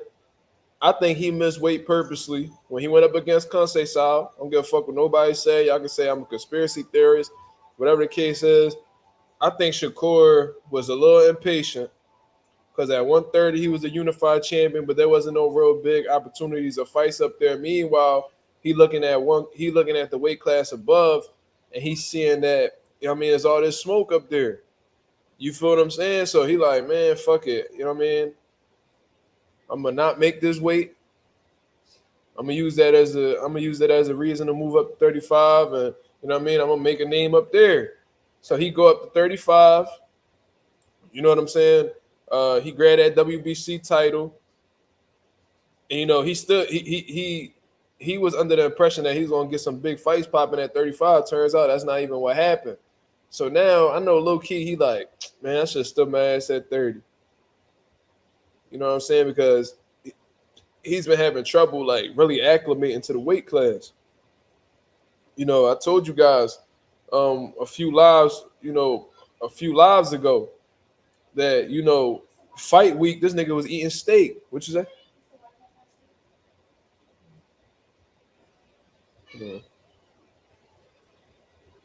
I'm about to tell you right now. But yeah, like the nigga was eating steak the week of his fight. You know, that's not even something you're supposed to be doing for real if you struggling to make weight. Or if you truly like cutting down to some pounds to get to a certain weight limit. If you eating steak the week of your fight, you know, That means you having a good. You can eat whatever you want, essentially.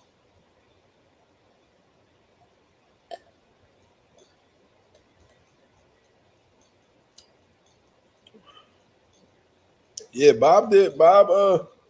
Bob did some good things for Shakur because at the end of the day, man, he a 3 division world champion. You know what I mean? And Shakur only like 27 years old. So, Bob did a good thing. Bob gave him some solid fights. Early on in his career, he fought a Christopher Diaz, who was a top contender at 26. You know, he had him fight another young up and coming kid like himself. What the fuck was his name? Fuck. It was Gonzalez. I forgot his name, but it was his ex's brother. Joet Gonzalez. He fought Joet Gonzalez. You fought what I'm saying? He fought Christopher Diaz, which I thought was a dangerous fight at the time. He fought him. Then he moved up to 30. That's when he was really shining. You know what I mean? He beat Jamel Herring. He beat Oscar Valdez. You feel what I mean? And then like 35, it's been a little, I'm not gonna say shaky, but it ain't been his best moments. You feel what I'm saying? But nonetheless, he literally got 4 world titles at 3 different weight classes. So Bob didn't do him terrible. But in terms of getting him like the marquee names, he wasn't able to really do that. Like Valdez a solid name, Jamel Herring a solid name, but he wasn't able to get him the Lomas, the Tanks, the fucking even the Navarates. You feel what I'm saying? The Camboses, all them Jones. But like I was saying, I think Shakur, I think he rushed his move up. And because he rushed his move up, now like he gotta do a little bit extra to, really bulk up to 35. I think in all honesty, if Shakur wanted to, he can move back down to 30 and get some shit popping down there. You feel what I'm saying? I don't think that 30 will be a hard cut for him at all. And I even heard him admit that he don't walk around, too high above 35. He probably walk around like 50. And if you're doing an 8-week camp to cut 15 pounds, that's nothing. Like that's really not shit.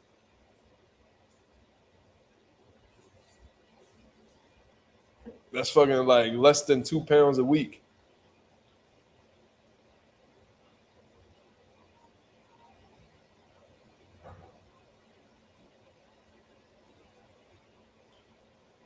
Shit.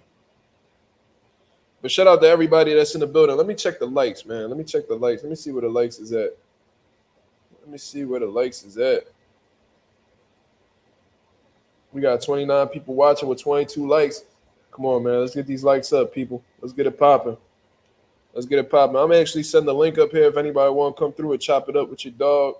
You feel what I'm saying? I'm probably going to be on here for another 20, 30 minutes. You feel what I'm saying? So let's get some good shit popping. Let's get some good conversation going. You feel what I'm saying? Because, we don't spoke about everything at this point. You know what I'm saying? So let's get into some open topics. Anybody want to come through and ask some questions, let me know. You want to chop it up with your boy, that's the link. You know what I'm saying? But we ain't doing no weird shit. You know what I'm saying? I'm hearing motherfuckers flashing other men but we ain't doing none of that. Y'all ain't about to fuck up this live, so let's get it going.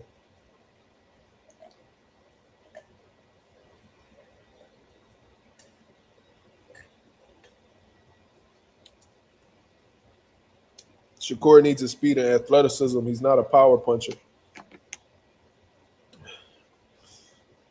I don't think like Shakur. Do y'all perceive Shakur to be like a very athletic dude? Do y'all think Shakur is a very athletic dude? I don't look at Shakur as like this big, athletic dude, bro. When I look at Shakur, he just seemed like somebody who he's skilled. He don't really get when I think of athleticism, I think of niggas like Boots. You know what I mean? Even like Crawford. I don't know. Yeah, that's a great example. Anonymous says cat-like reflexes, quick hands, but not too athletic. Yeah, that's what I'm saying. Like, on some real shit, like Shakur be moving his feet and all that, but he be in his flat-footed bag a lot too. Like, I never really see Shakur do anything too crazy where I'm like, yo, like this little nigga athletic. Like, I don't never be thinking that.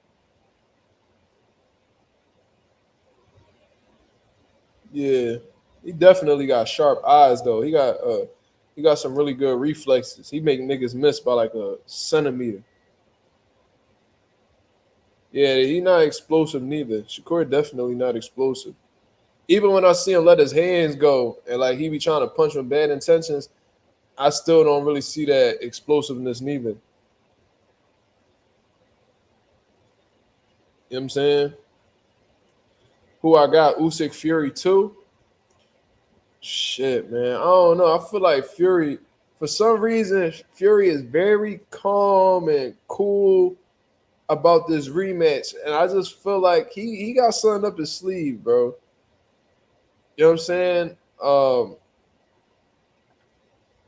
I could see where Tyson Fury can improve to make the fight more difficult, but Usyk is very confident as well, man. He like, oh man, like he already know what type of time Fury on, and I just think he the more intelligent fighter than Fury. So, if anybody gonna like, if Fury is gonna be making adjustments, I'm sure Usyk is gonna be really well. I think he's gonna be very aware of that, and he gonna make his adjustments too.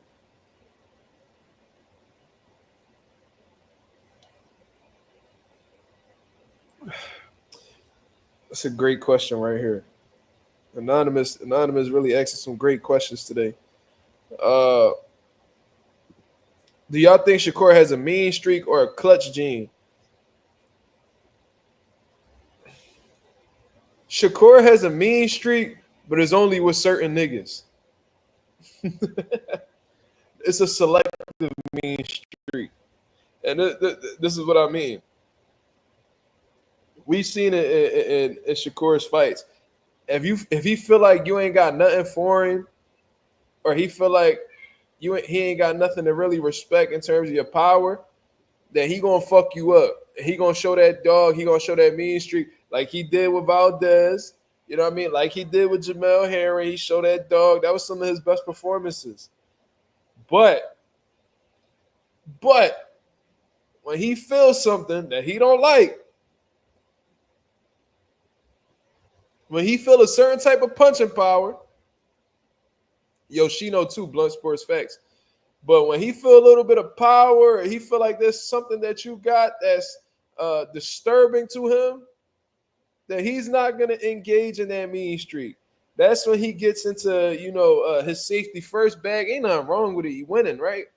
But that's when he get in his safety first bag and he takes minimal risk.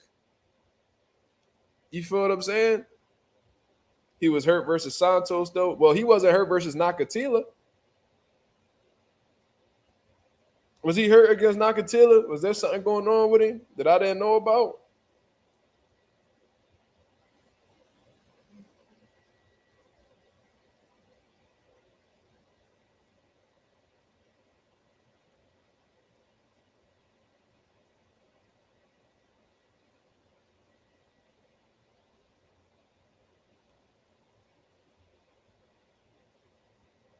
And I heard from somebody, that was actually there, like Shakur Stevenson done had sparring sessions with dudes, and like he be looking for the cop out.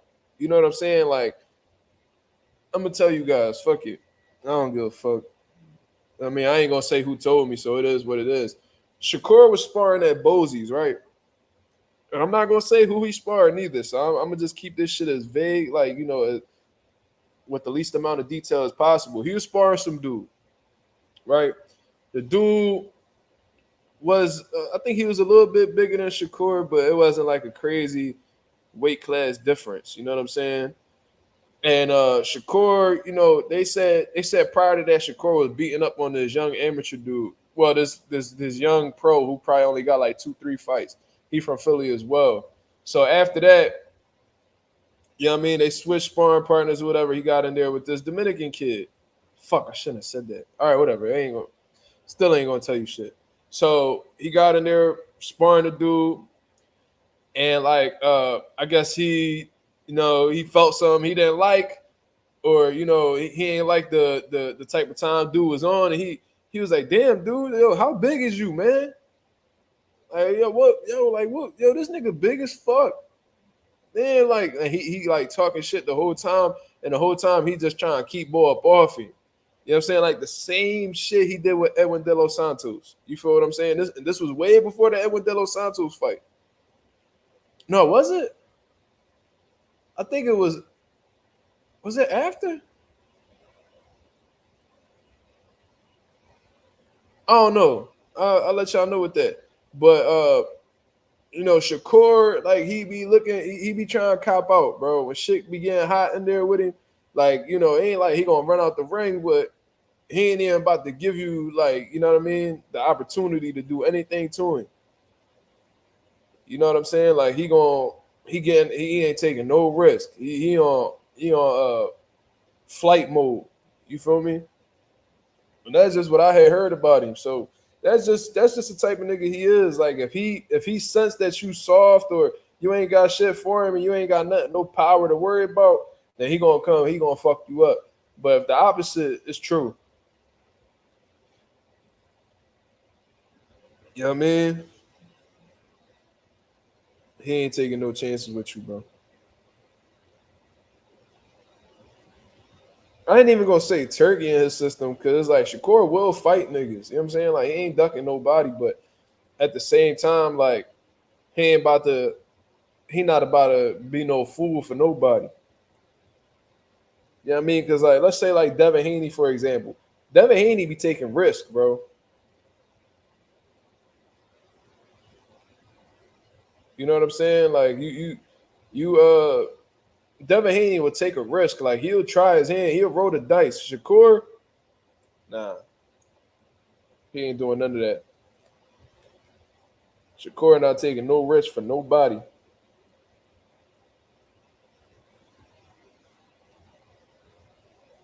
To the point where that nigga said, fuck the fans. What up, Shay? Now we just talking boxing like the usual. You feel me?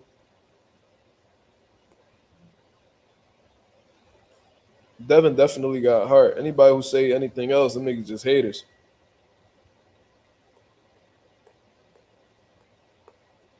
Yep.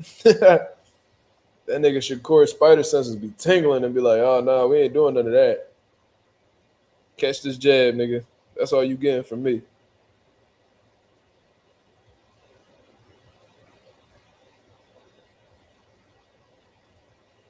He play it safe. That's what I'm trying to say, Shay. He play it real safe when shit get hot in there. You know what I mean? Instead of instead of trying to extinguish the flame, he just don't let it within his vicinity. You see what I'm saying?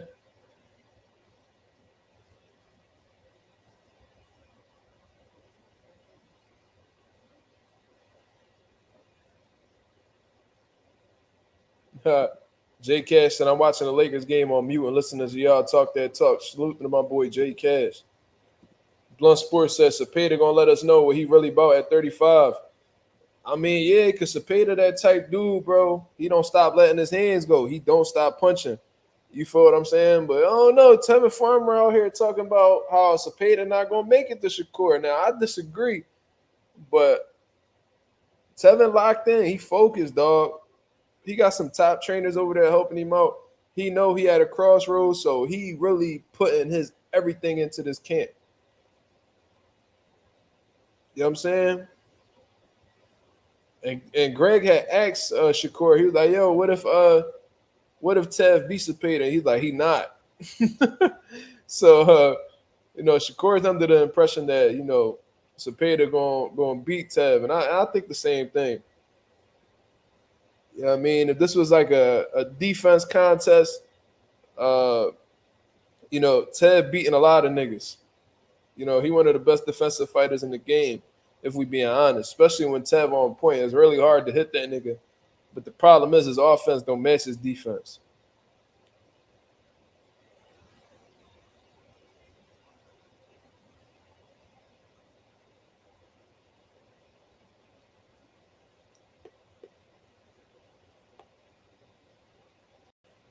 He said Cepeda loses to good athletes. It's going to take more than athleticism to beat Cepeda, though. You got to be to be somebody like Cepeda. Not only would you have to be a solid athlete, but you gotta be, first of all, you gotta have some type of maturity in the ring. You know what I mean? Because you're gonna have to know when to tie them up. You're gonna know when to, you gotta know how to stay composed. Because Cepeda gonna make it a tough fight for anybody. You feel what I mean? Just because of his nonstop pressure and constant volume, he gonna give a lot of dudes trouble.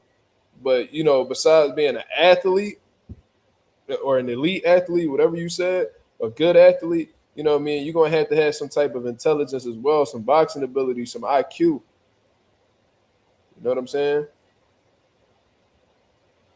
So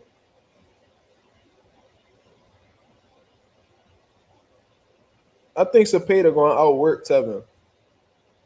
I don't know if he stops Tevin, but if Tevin gasses out, Cepeda gonna smell blood and he gonna pull the trigger for sure. Agent 007, so basically like a Shakur. Maybe that's why Cepeda took the fight. I think Cepeda strategically chose Tevin Farmer because it's going to give him an idea of what to expect from Shakur. They have some similarities. They don't, Shakur obviously is, a lot better than Tevin. But in terms of them both being, slippery southpaws, you know what I mean, that like the box and like to use their feet and give you some type of mobility. You know what I'm saying? They share them things in common. So I think that Cepeda, initially he was supposed to fight, Shakur, but instead they was like, yo, we gonna fall back. You know what I'm saying? They so that made Shakur and them fall back, and then they was able to sneak in through the back door real quick and get them fucking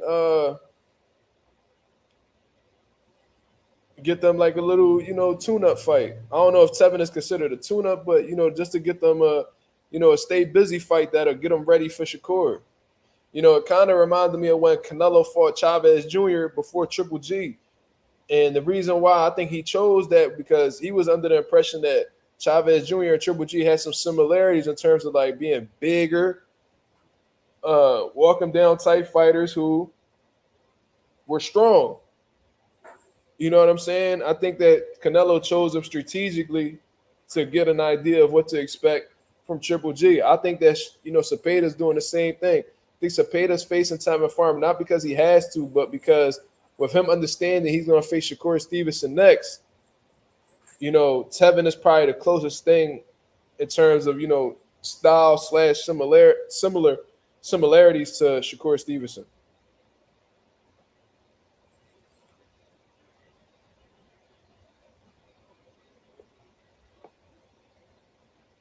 Okay, I didn't even know that. So I mean I feel like that's pretty obvious. 93 Octane says Cepeda trainer openly said they selected Foreman because he's a slick southpaw to prepare for Shakur and Tank. Well, more specifically Shakur, because Tank don't fight anything like Tev or Shakur. You know what I'm saying? So that's what it is, man.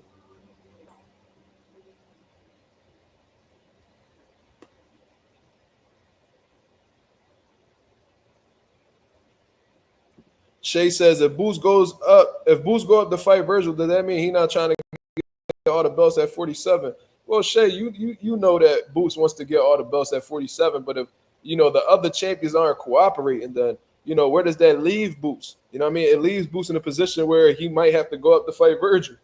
You know what I'm saying? Like, Boost obviously has goals. He wants to become undisputed, all that good stuff. But, it takes two to tango. And if Boost is the only one calling for this and everybody else being silent, Boost got to continue progressing in his career. He has to continue keeping a name for himself. He got to continue making money to feed his family. So, if he moves up to fight Virgil, that doesn't necessarily mean that he's not trying to get all the belts. Maybe he's trying to get all the belts and don't nobody want to fight him. So it's forcing him to choose another avenue. You feel what I'm saying?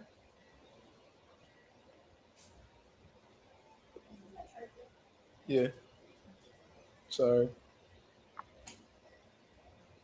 Take your funky ass charge. She just came home from the Diddy party, y'all.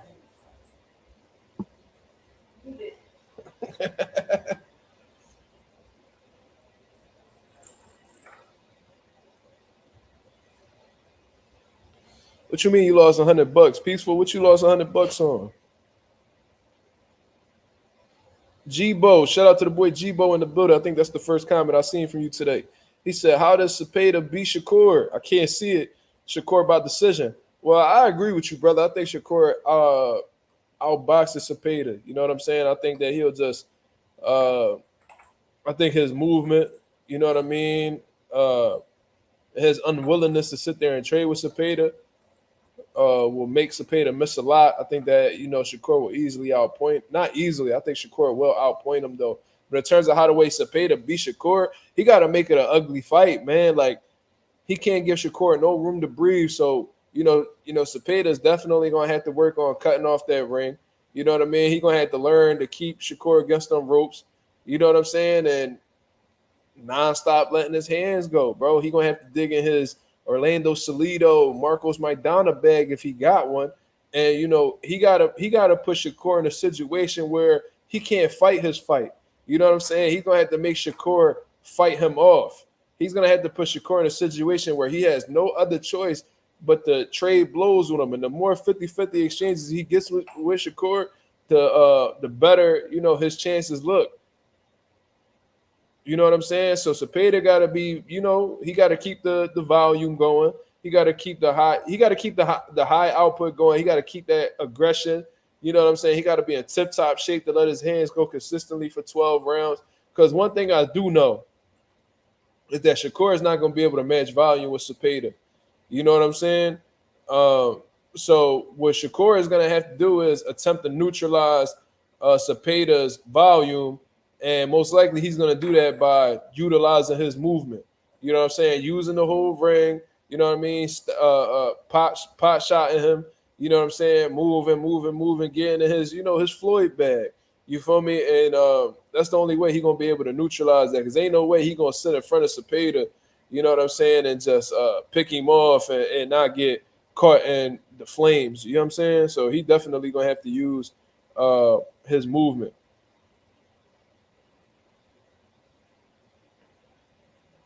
Blunt Sports said, catch him coming in, get his respect. I mean, do you think Shakur, I mean, I don't know. I can't really rate Cepeda's chin, pause.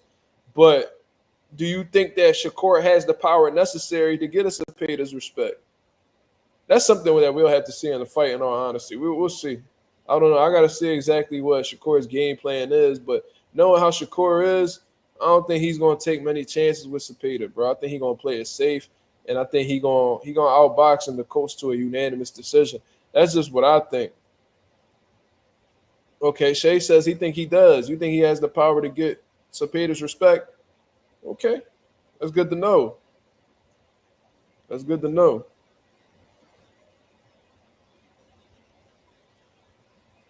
Gohan said, manage your stamina is very important when fighting against some come forward, throw a lot of punches dudes. I agree with you. You definitely gotta stay composed. You gotta stay relaxed, and you know what I mean. You're gonna have to be in top shape fighting these high volume punches, because the mistake a lot of people make when they go up against high volume punches is try to match them. You feel what I'm saying? They panic. They see they getting outworked. They see they getting hit with some shots. They see they like coming up short in a round, so they trying to get that back. And next thing you know, you just going shot for shot with niggas. You know what I mean? You got 17 in the clip, and he got a whole extendo on him. Pause. You feel what I'm saying? So, I mean, that's a mistake a lot of people seem to make.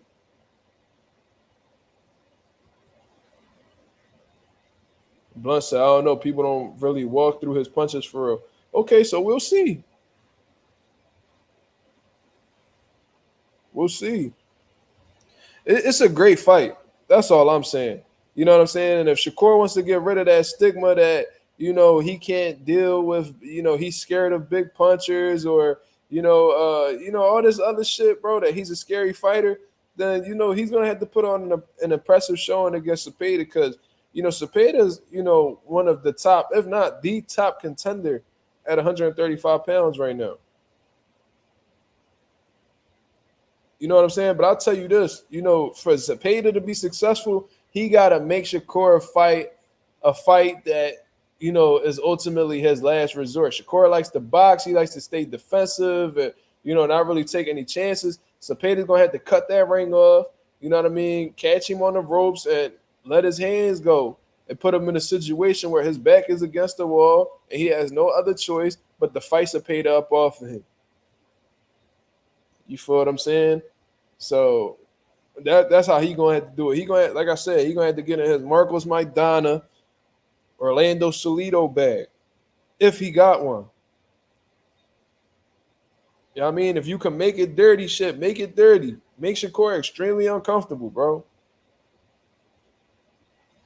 Don't make that man think that this is just gonna be a boxing match and he just gonna hit you with a combination that he's gonna take a walk around the ring. You just follow him around.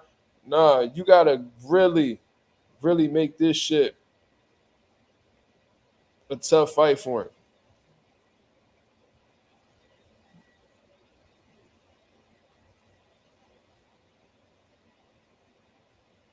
Shakur is very good on the inside. Yes, he is, Blunt Sports. Yes, he is. That's an underrated aspect of his game, in my opinion. He's an accurate body puncher on the inside. You know what I'm saying? He's pretty comfortable on the inside as well, but is he going to be able to stay comfortable on the inside with a fighter who don't mind throwing 100 punches around?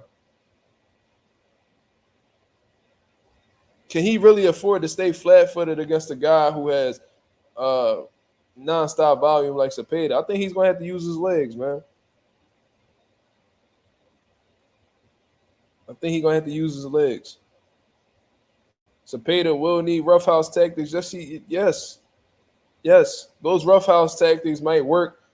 Considering that Shakur is such an emotional guy, you know what I'm saying? And this is outside the ring, but I'm sure it could translate inside the ring as well. Shakur is such an emotional dude that if you do shit that'll blatantly frustrate him, you might be able to throw him off his game, bro. You might. Maybe he has a totally different personality in the ring. I don't know.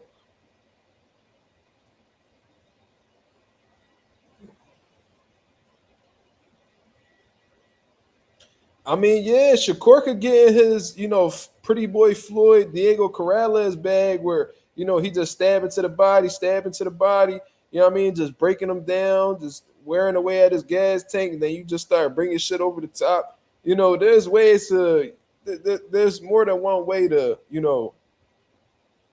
pack up a pressure fighter. You know what I'm saying? Hopefully, Shakur's studying and really finding ways to take advantage of his opponent. Because Cepeda is beatable. But you gotta go about things a certain way. Because sitting there trading with him or, trying to be flat footed and, that's not, I don't think that's gonna work too well. I don't think Shakur could be a stationary target and outpoint Cepeda.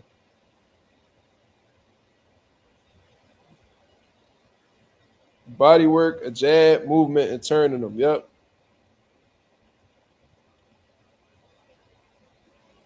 Of course, Jordan. Of course he knows. Of course he knows who and who not he can't afford to stay in the pocket with. Cepeda not one of them dudes he can stay in the pocket with. No, Cepeda was like a Regis type nigga where I mean he punched hard, but he only throw 1-2 punches at a time.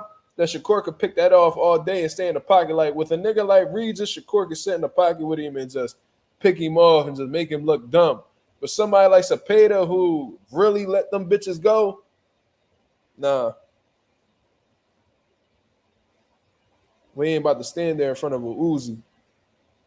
You bound to get lit up.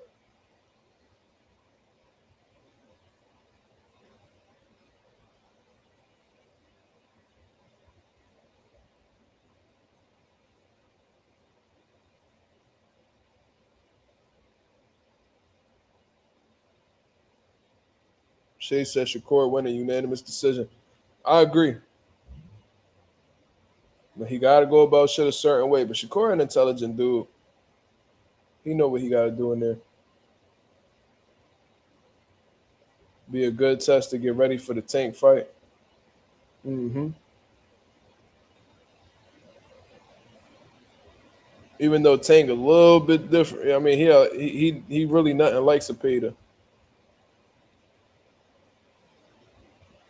You know, like Cepeda, like I said, the nigga like a Uzi. You know what I mean? He letting rounds off and they, you know what I mean, they coming straight down the fucking pipe.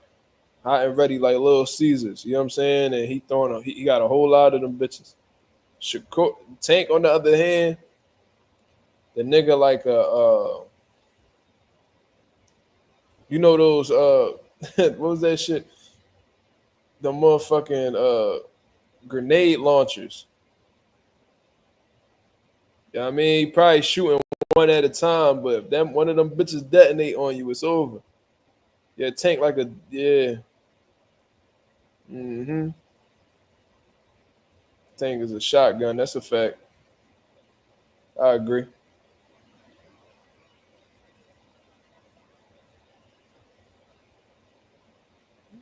Tank is a RPG. RPG. That's a fact. Motherfucker, a bazooka. One of them self-guided motherfucker. Yeah, one of them bitches I was shooting in them James Bond games. Yeah, it's only one John. But if that shit catch you clean, bro, niggas evaporating out this motherfucker. You know what I'm saying? Cepeda like I said, he a Uzi for real. That motherfucker like he got a switch. Hit a javelin missile. That's funny.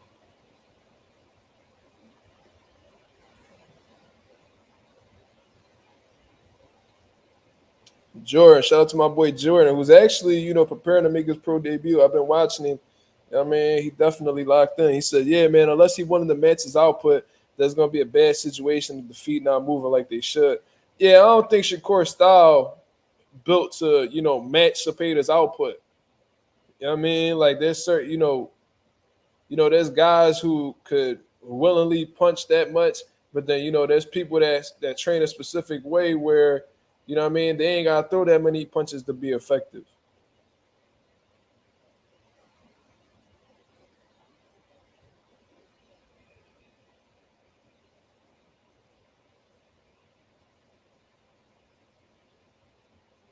You know what I'm saying? But all right, man, I'm gonna get up out of here, y'all.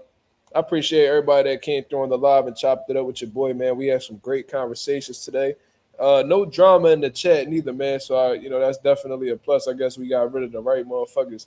You know what I'm saying? So shout out to the nation and the mob, man. If y'all can hit the like button on the way out, that'd be very much appreciated. You feel what I'm saying? Like the video, share the video as always. I'll be back at y'all with another video. I'll probably take off tomorrow. I ain't gonna lie to you. Unless some good news come out or some shit that need to be spoken about, I'll come out with a video. But if not, you know what I'm saying, I'm gonna be kicking back with my son tomorrow. It's the last day I got him for the weekend. So, be on the lookout Monday afternoon because we right back in the building with the videos and the lives. You feel what I'm saying? So shout out to the nation and the mob. I hope y'all have a blessed, beautiful night. I'm out of here, man. Peace.